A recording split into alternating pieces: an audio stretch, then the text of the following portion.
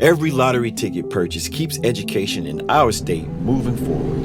In fact, the lottery has raised more than $200 million for state school buses to get our students to school safely every day. Then, the lottery helps those students go even further in their education by funding the Life, Hope, and Palmetto Fellow Scholarships. So remember, when you play the lottery, you're keeping South Carolina students on the road to success. Learn more at sceducationlottery.com/betteryou. The Philadelphia Eagles are Super Bowl champions. It's over! Fly, Eagles, fly! Celebrate the big win with the official licensed Super Bowl champions gear. Available now at NFLshop.com. The Eagles win it! Super Bowl 59! From jerseys to hats to must-have collectibles, we've got everything you need to rep your team with pride. Don't wait. These styles won't last. Shop now at NFLshop.com and gear up like a champion.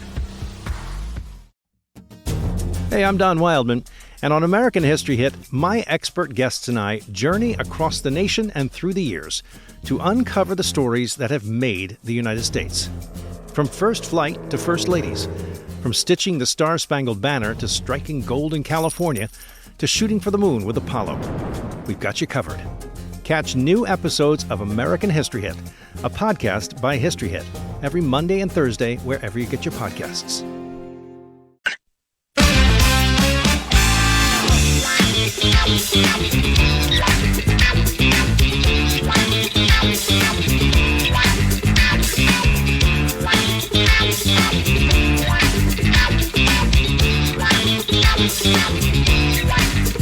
The Vikings.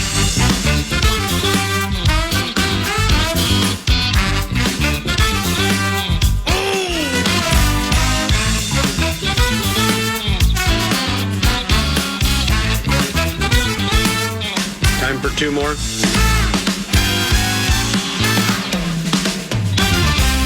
to noon.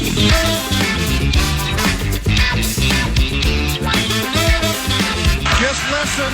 Just listen.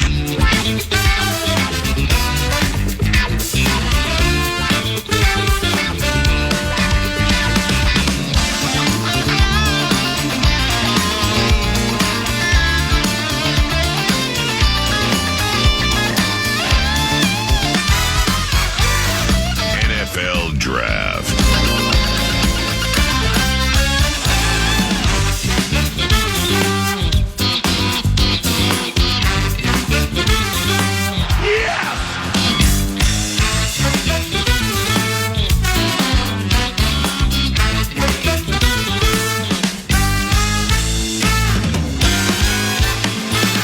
Kevin O'Connell, head coach of the Minnesota Vikings, will be joining the equation very shortly.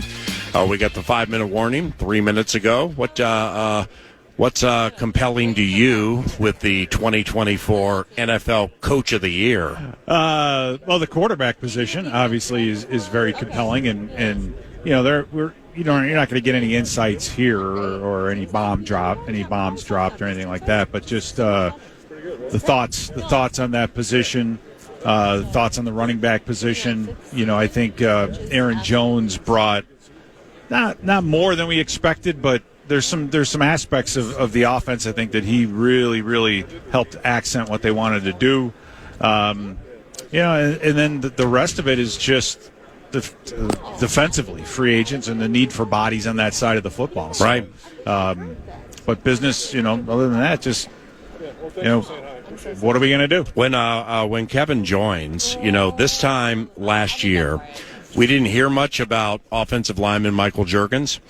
Then they draft him, and subsequently, right after the draft, there were some people, who formulated the opinion Juergens will be a starting center in the NFL one day. All right, now, I don't know if that day is this day, meaning next year, but I just want to see what he thinks about the likes of Juergens and Dallas Turner and, some things that we heard into the season, learned during the season, and kind of where they are now, Right, and regardless, you want to talk about your star players and the difference makers, but you got to remember the guys like the Jalen Redmonds of the world. Yeah, right? and great call. And when you look at a season, to see guys you need that kind of shot in the arm, week 12 to week 17. It's just some guys that maybe we haven't talked about a ton, but they're stepping up and making plays. Just a couple here, a couple there.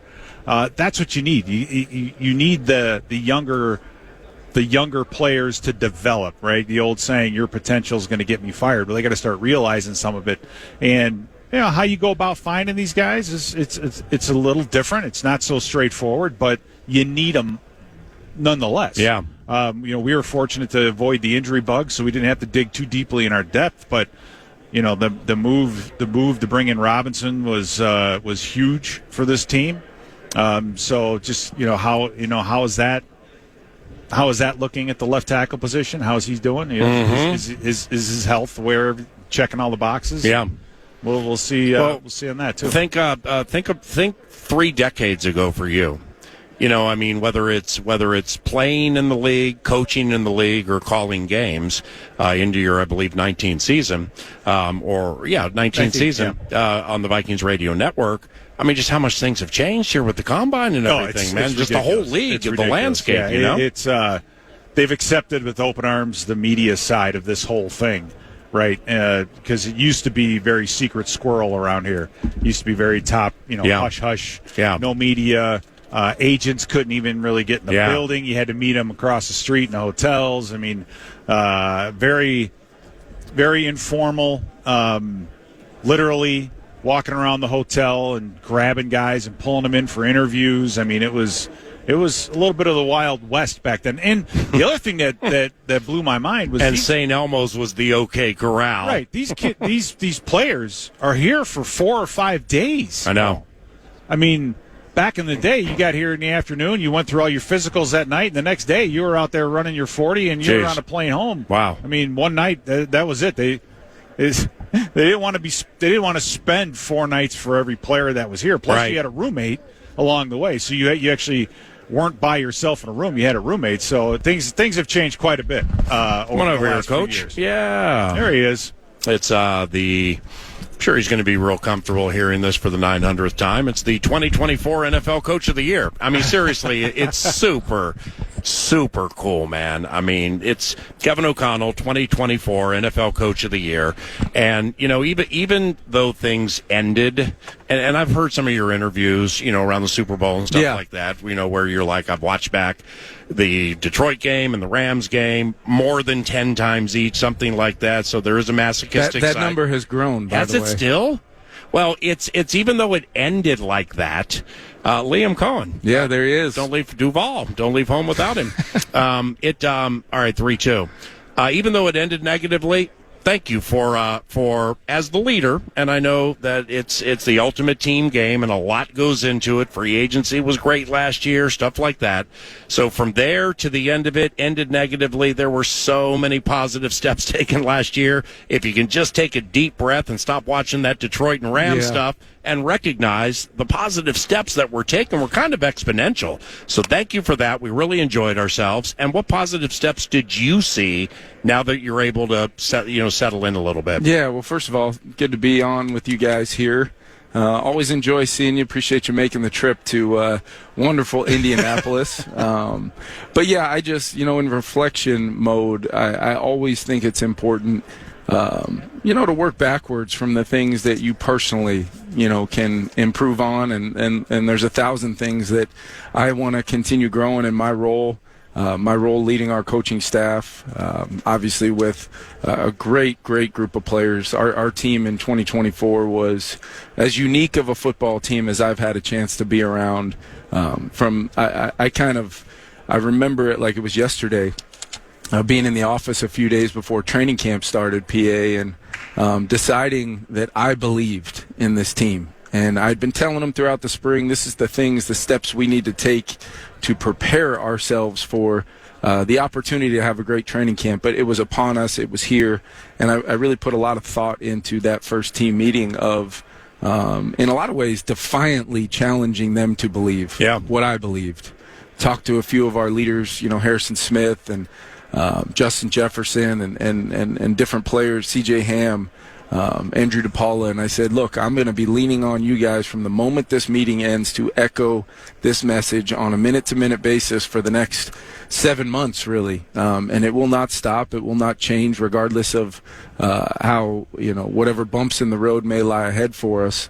And I think they believed me that day. And I remember, making eye contact with guys throughout the auditorium and feeling like we were about to have a great training camp, and then let's see where this thing goes. And that's what I've learned so far in 3 years, is every year is its own. We've got to earn the right to feel like we can go compete for 17-plus weeks, and we've got to be willing to go through a lot of things in that journey together and make sure we're constantly chasing improvement. And that's the name of the game in this thing. And you know how I get to see you weekly throughout the season, and not all Tuesdays are created equal. And we go back to work every single day, and that's right. what we're doing right now. But a lot of positives. Yeah. And then more than anything, though, I see a clear path to where we need to go in the future. Winning the Super Bowl and then as an offense, as a coach, a coordinator, whatever, then becoming a head coach. Yeah. It can be a double-edged sword. Yep. Because you know what it feels like, and sometimes, and I'm guessing here, and I've never talked to you about this, I sense you let yourself smell it last year. Like, wow, we might have one, because it's so hard to get there and win it, as you know. Yeah. And then when it ends the way it did, the fall is going to be more precipitous, right? Yeah, and I think, Kellen Moore called me a few days back, and, he asked me, how'd you do it? Because I haven't slept in 4 days, and I feel like since the parade in Philadelphia, I haven't really even felt like my feet were on the ground. I've been moving so quick, and I told him it's going to be the hardest year of your life, but stay true to what you want to build and understand you're building something not only for this year and beyond, but it is, and you find it every year. And a huge goal, this because privately I've shared this with you and on air. It was important for two things for the 2024 season for me as the head coach. I wanted to get back to winning at home. Yeah, we were able to do that. I wanted to win in December because I felt like the previous year when we got to 6-4, even with the circumstances around the injuries and the quarterback position, I felt like we could have finished better, regardless of circumstance. And now when I reflect and look at it, you got to understand that there's so many little things need to happen throughout that run, and it starts with playing, getting off to a good start in that playoff game. It starts with execution. It starts with, coaching a little bit better. Everybody that much more dialed in, and whatever we thought or we perceived to be the standard, it needs to elevate. We got to do more, and that's where we get an opportunity now of having, had our boots on the ground in those moments, and knowing that they will come again, and we'll be prepared in that moment. How do you fight the urge to not do too much? It's not too much. You got to understand what is my process, what is our process as a coaching staff. How do we fully, acknowledge everything, both the positives and negatives from 2024. The facts are the facts. We won from the time we reported to training camp. We won. We won a lot of football games. Yep. We lost to two teams twice. And what happened in those games, it's very easy to try to say, I want to have this grand hypothesis of exactly why it happened. But sometimes it's a bunch of little things. Sometimes it's a better play call I could have made here or there, or can we get off the field on a third down here or there? Can we put the ball in the end zone in a late in a drive in a critical moment in the game? And then you look back, and even after things maybe didn't go your way, Pete, you're still, if we would have just done this in that moment in the third quarter, it's a one-score game, or it's a tie game, or we have the lead against Detroit maybe late in that game. And what does that look like in an environment like that where that thing goes down to the wire? And you reflect, and you understand that you don't do too much by making sure you're brutally honest with yourself first. Okay. And then you set out on a path to make sure that you're constantly improving. I want to be better this offseason for our football team than I have been the previous three, all while knowing we've done a lot of good things. We've done a lot of things that I think translate to what we want to do moving forward. But there's areas of our team, there's areas of my preparation for our team that I want to continue to improve at, and there's always that hunger to get better. It just has to be that way. You and I are speaking together at a school in 3 weeks, and we are. The theme is maintaining sustainable organizations. Maintaining sustainability. Yes. So what are some keys to sustaining a winning organization here? First of all, I believe all experience matters. So when I say that, it can't just be pounding our chest, hey, we've won 34 games or whatever it's been in 3 years. That is not a given for one moment moving forward. None of those experiences, although we feel like we've built a great culture, we feel like we've got a phenomenal organization, we feel like we've built the right kind of atmosphere for the players to thrive and try to become the best versions of themselves. But what does it look like in 2025? What does it look like on how we prepare this team, which is going to be one of one? This team is going to be different than any team we've had previously, and in future years, that those teams will be different as well. We've got to earn the right by the work we put in as coaches to develop, our mentality for our entire team for this season, how we prepare schematically, the advancements and the adjustments and the things we want to make sure we don't allow to be weaknesses. If they were in 2024, we've got to make sure that we shut that off and we prove to people that we can play different ways and adapt and change as we go. And that's what's sustainable. It's the process is sustainable. The people that we keep pouring into are sustainable, and you just got to keep giving yourself ops and be ready for those ops when they come. Kevin O'Connell, head coach of the Minnesota Vikings from the 2025 Indianapolis Combine. How much does continuity come into that? And by continuity, I'm talking about just the coaches and the staff around you, because for the most part, you've kept everybody intact. Yeah. Going into your second or third or even fourth year with some of those guys, the GM, the scouts. Yep. How much does that help in your ability to take it to that next level? I think the biggest thing, there's a couple layers to it. As coaches, going into year 3 with Brian Flores and how him and our relationship has grown to the point where we spend a lot of time together. We talk about the makeup of our team, and that does bleed into the personnel side of things. What kind of football players do we want? What kind of football players do we want to add to the group of our core players that we feel very strongly about? It's the dialogue with those players. I spend every season, a bunch of coaches around here always ask me, do you really do that? I meet with every single player over the course of the 24 to 48 hours after our season ends in a one-on-one capacity, and as much time as that takes, I want them to be able to communicate with me the positives they feel, areas that they personally want to improve, areas that they feel I can improve for them.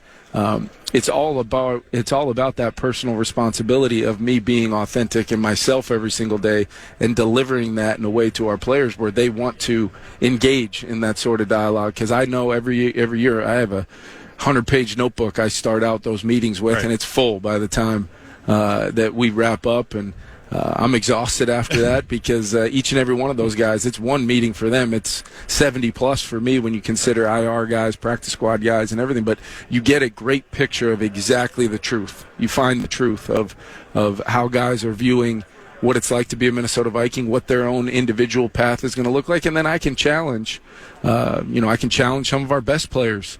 This is where I see you going, and this is how we're going to do it. I can challenge a rookie, a young player, a guy like J.J. McCarthy, who really got about 2.5 quarters of real game play in, and say, this is what I'm so excited about working with you, and this is how we're going to do it, and this is how you have to hold up your end of the bargain. So everything's transparent. There's nothing behind door number 2 that leaves people wondering what if, and they can have total clarity, so we can all attack this thing the right way in the offseason. But the continuity piece you mentioned, Brian Flores is one example, Matt Daniels, Wes Phillips, Brian Angelico, Chris Cooper, and then as we really reflect on the previous season, there's no meeting that takes place where we acknowledge something that we need to improve on without a plan, or at least the starting point to go do that. And we've done that a few times together. Year 4, I can't believe it's already going to be year 4, but so fortunate, incredibly fortunate to be the head coach of the Minnesota Vikings, and that's not lost on me one single day. You know better than anybody, man. If you don't have the right quarterback, you're not going to win the Super Bowl. Yep. That's a 99%er right there. How about your quarterback stock when it comes to sustainability? Now, what's next for Darnold? I mean, that's a wonderful chip to have. Yeah. You know, I heard you with some interviews at the Super Bowl, kind of what you said about Cousins last year. He's earned the right to test things. Well, what I meant by that, and it's probably, I'm glad you asked that, is all I mean by that is, remember something, like Sam Darnold was a free agent 1 year ago. Yeah. And I believe people view him differently now. Yeah. And that's that that right of going on a wild journey and putting his trust in us and his teammates for the 2024 season. And what a year he had. Ultimately, Sam would be the first one to talk about, just like I do. The end didn't match up with maybe how we saw it going down, but that doesn't change the fact of what he was able to do. And I think people around the league have recognized that, and rightly so, for the vision that I know I personally had for the player and building that relationship with Sam. That's really what I meant by that. Yeah. Now, the circumstances from now until the start of the league year, obviously, going to be important for all of us to figure out the short and long term. Yeah. But you mentioned the quarterback room.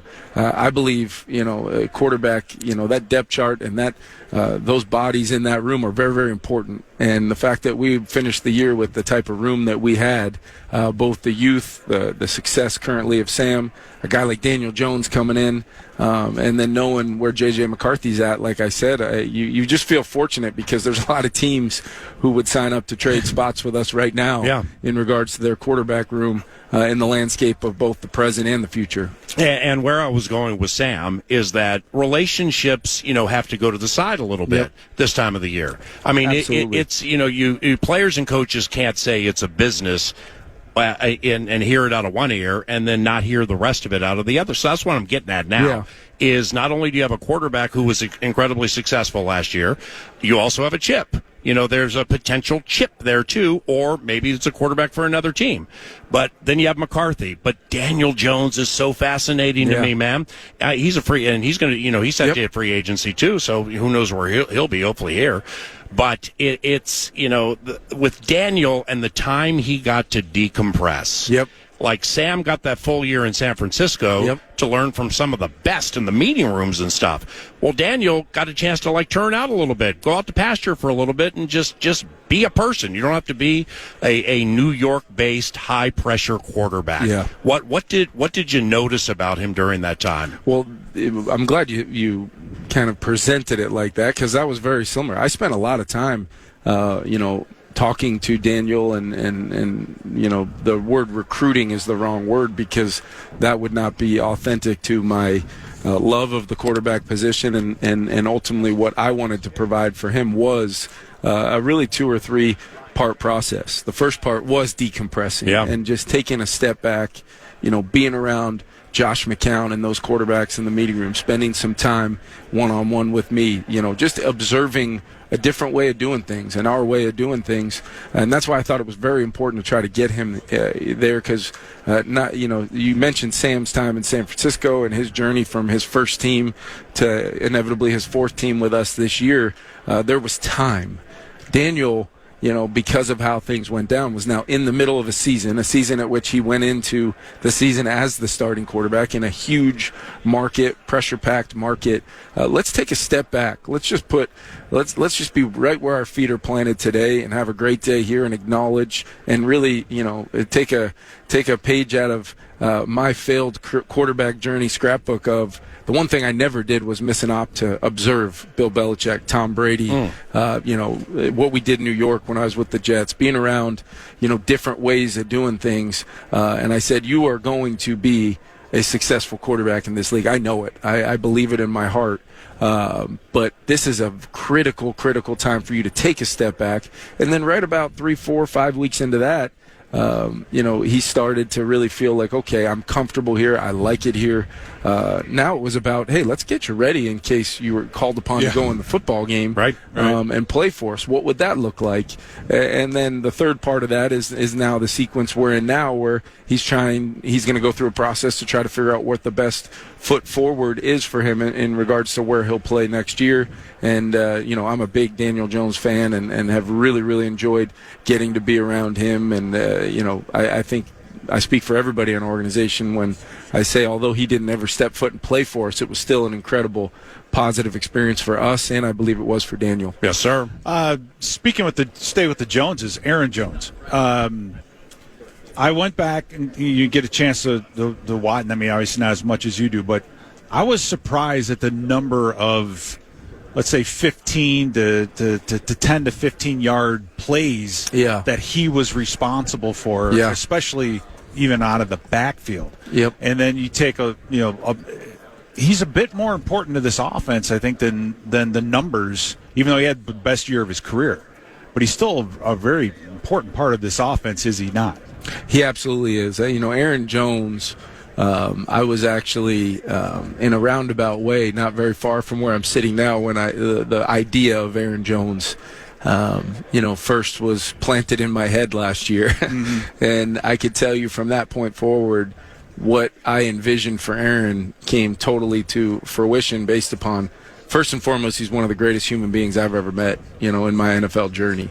Secondly, he is a very, very talented, great fit in our offense because of that skill set.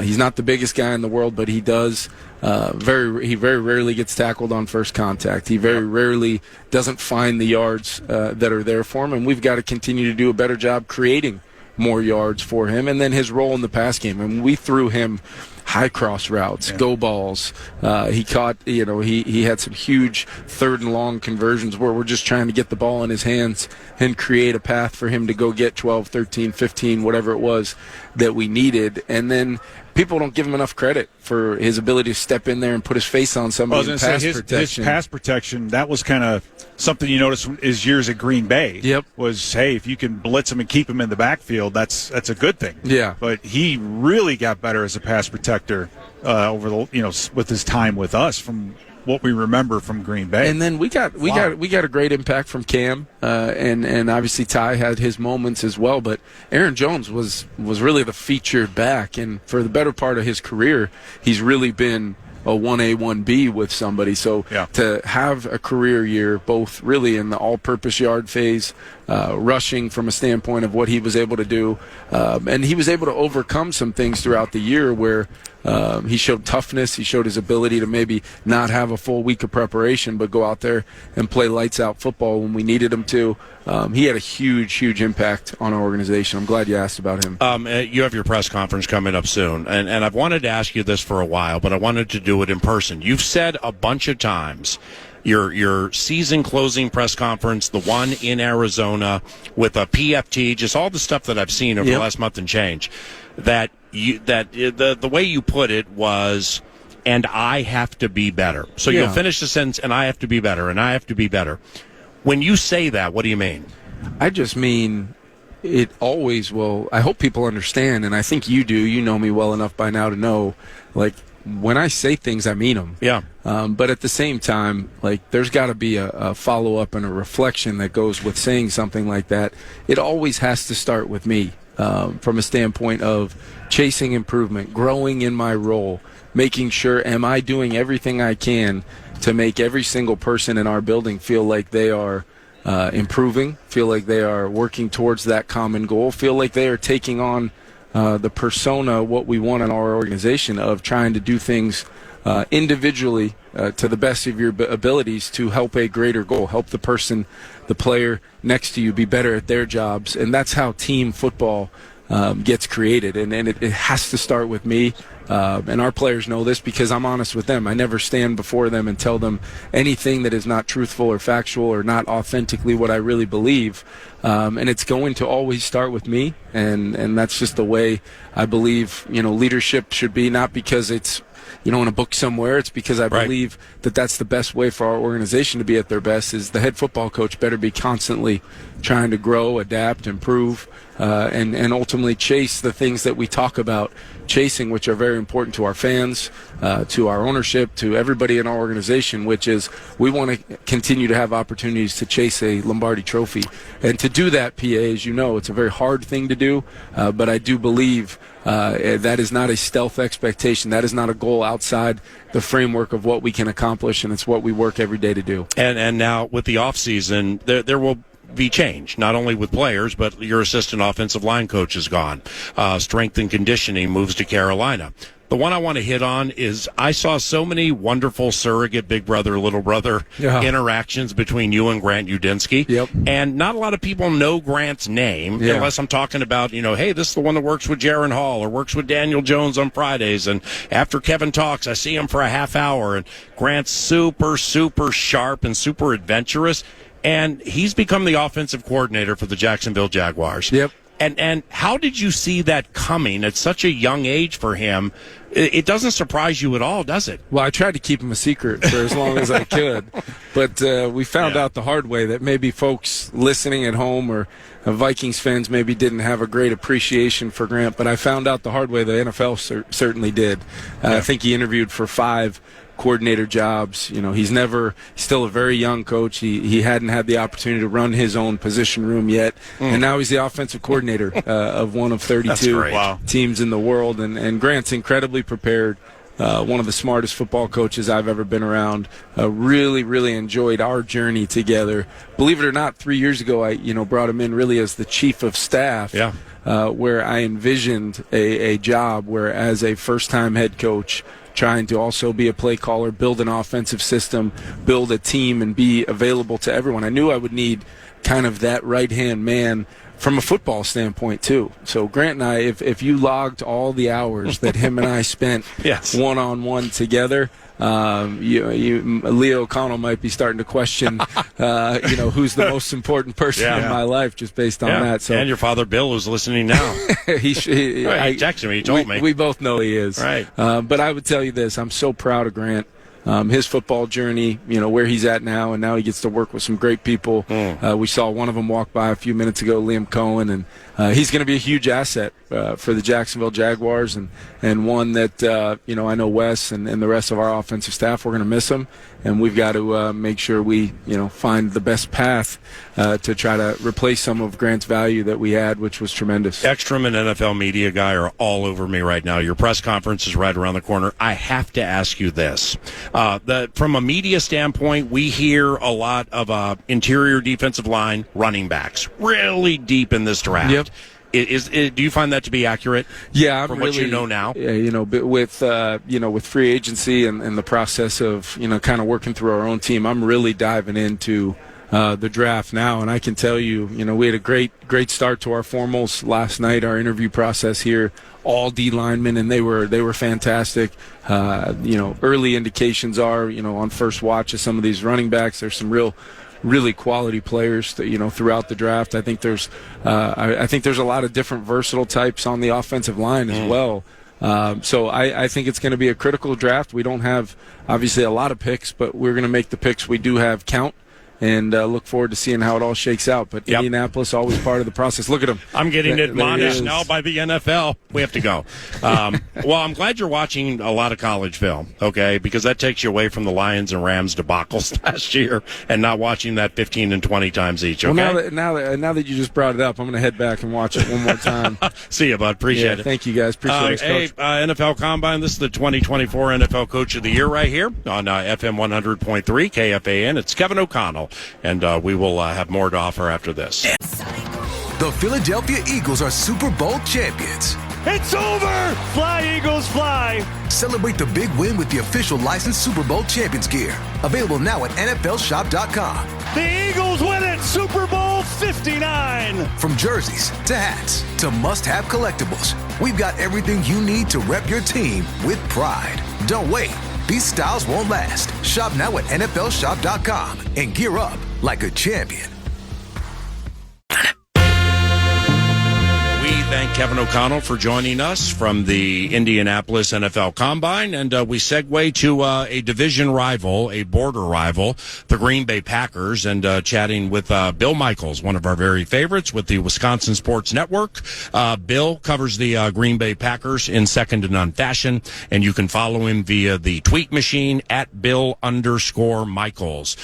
Now, Bill, this is my 14th Combine, and I've never seen you here doing radio, or you also can watch Bill Michaels' show with the Wisconsin Sports Network. He's on the same time 9 to noon is on. What brings you here this year? Well, I'm first time ever being here. A couple of people told me you might want to show your face down here. I got into a little trouble, a little snit with the team, so I thought, you know what, it might not be a bad opportunity to come down, shake a few hands, and say hi. So that's the reason I came down. Right. I mean, I'm not the most bulldog of journalistic excellence, but you just said got in a little trouble with the team. What's that mean? Well, I was critical of Jordan Love and some things that I had said they didn't like, and so.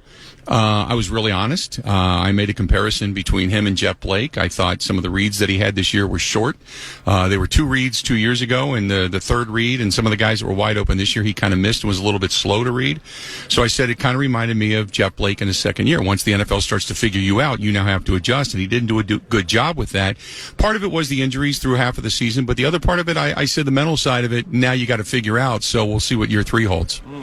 What was the problem? I mean, because Jeff Blake, they think Jordan's markedly better than Jeff, or they thought it was unfair, or what? They felt that I was criticizing his intelligence, and they even went as far as to say, "Are you criticizing him because he's a black quarterback?" Oh, wow. And so I just kind of put that to rest, and I said no. I said it's not just me. It's just that I was the one that actually said it. I was the one that was outspoken. We're all sitting in the press box going, you see guys wide open. Why aren't you seeing them? And he's not seeing them as quick. So, the point being is that I want him to be a little bit better this year when it comes to being readable, because I know the offense it didn't flow the way it did last year. Last year really started to flow second half of the season. This year never flowed at all. The great Bill Michaels with the Wisconsin Sports Network. And Bill, what else about this offense isn't, when you say it's not flowing around him, is it a quarterback-centric thing? Is it finally the offensive line? What else do you see that the Packers need to sharpen up to get back to what they were doing last year offensively? Or maybe is it that he throws off his back foot so frequently? I think all the above. I think first and foremost, he was injured in the beginning of the season, so they had to put him in shotgun a lot, and they didn't run him around. There was no read options or anything like that. Last year he was pretty good at it. They ran the ball a lot. Josh Jacobs became really the focal point of the offense. You had a few injuries along the way, but I think him staying in the pocket, not using his feet. 2 years ago he had 243 yards rushing. Not huge, but at least moving the football. This year he had 83. It tells you a lot. He wasn't going to be on the run. So when you look at that, I think the offense became very centric, very easy to read, but also the routes that were being run, you could see things develop, you could see guys get open, but he just wasn't hitting them. And then when they did have the open man, he was on the run, he was throwing off the back foot, his mechanics weren't good. I think it was a combination of things. That's why this year, offensively is so important. Wow, with the money they gave him, they must be S-ing their P's. Yeah, they got to be a little bit nervous, I guarantee on that. You guys still have one of the youngest, if not the youngest, rosters in the league. 12 of the last 14 first-round draft picks have gone the way of defense. Is that going to change this year to get more talent around Jordan Love?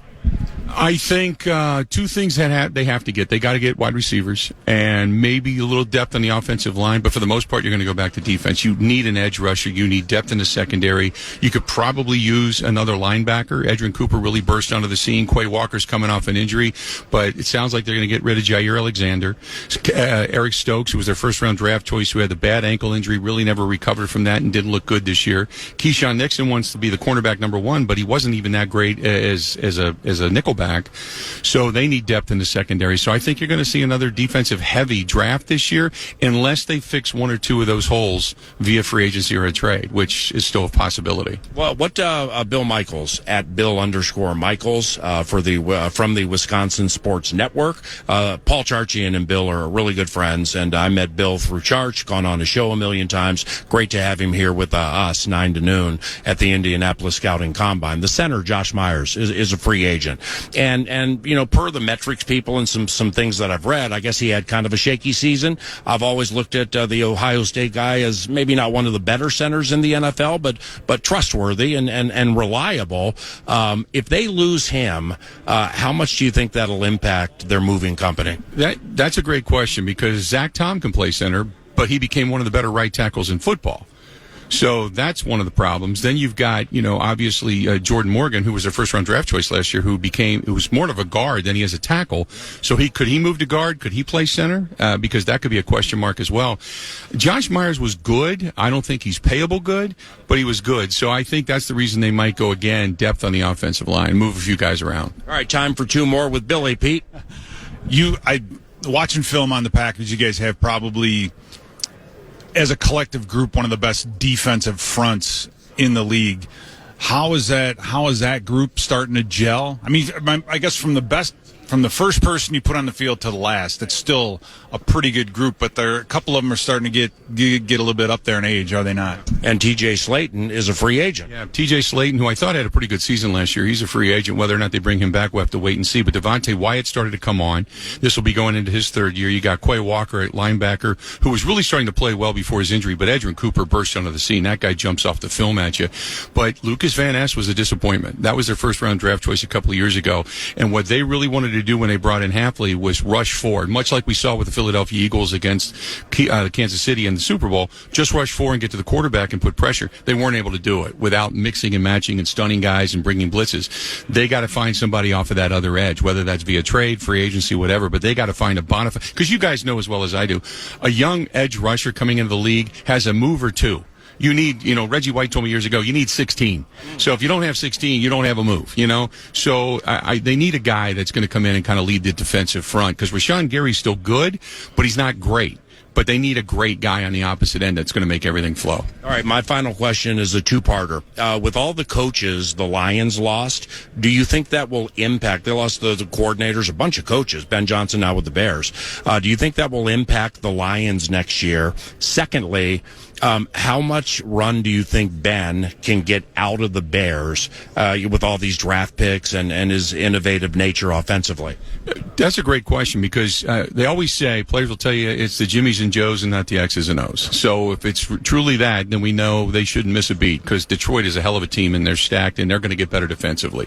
Plus, when they get everybody back, including Aiden Hutchinson, we'll wait and see how that whole thing transpires. So I think Detroit's still the team to beat until they don't. But as far as the Bears go, you know as well as I do, being a head coach is a lot different than being a coordinator, because now you got to take care of everything. So I wonder how that's going to affect his ability as a play caller, with his attention to detail, with the quarterback development of Caleb Williams. All they need is a couple pieces, though. I think Caleb Williams is good. I just think he got put into a horrible situation early on in his career. That's Bill Michaels with PA and Pete Bursich live from the Indianapolis Scouting Combine. A short final segment around the corner. It's 9 to noon on the... The Philadelphia Eagles are Super Bowl champions. It's over! Fly, Eagles, fly! Celebrate the big win with the official licensed Super Bowl champions gear. Available now at NFLShop.com. The Eagles win it! Super Bowl 59! From jerseys to hats to must-have collectibles, we've got everything you need to rep your team with pride. Don't wait. These styles won't last. Shop now at NFLShop.com and gear up like a champion. I can't wait until tomorrow. Yo! He did it. I mean, it's been a common thread when we discuss the Tuesdays that we have with Kevin O'Connell at Twin Cities Orthopedics Performance Center. Yeah. Where if you listen closely enough to his answers to certain things, he may talk in circles. There may be some subterfuge. There will be some bouquets thrown. But he'll lead you to the answer if you listen closely enough, and I think we got it today. You know what I'm talking about? Well, I don't know if there's a particular, whether it was in relation to Sam and the quarterbacks, the way that he was talking about Daniel Jones, if it was in relation to potentially... Right at the end. Ooh. Well, when I'm like, NFL media guys staring darts at me, but media lays it out like interior defensive line and running backs unbelievably deep.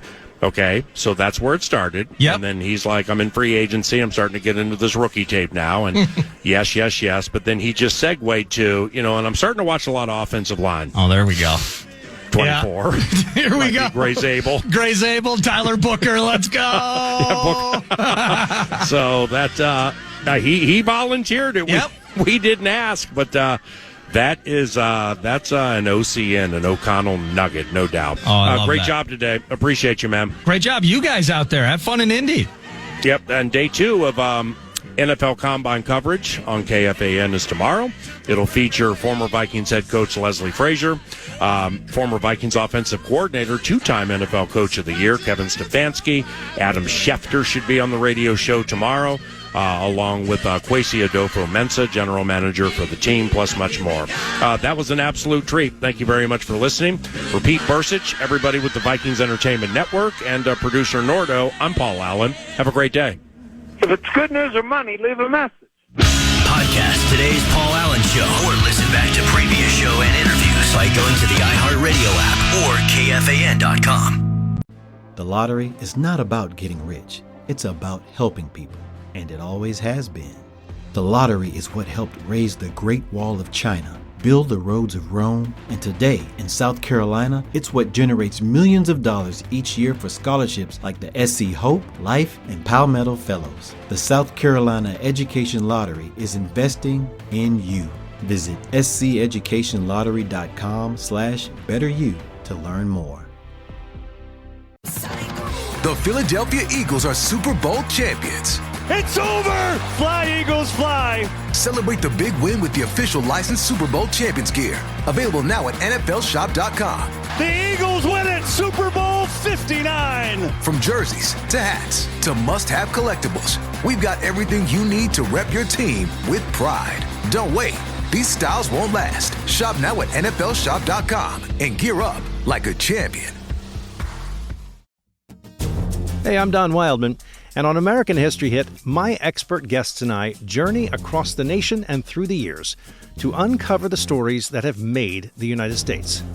From first flight to first ladies, from stitching the Star-Spangled Banner to striking gold in California to shooting for the moon with Apollo, we've got you covered.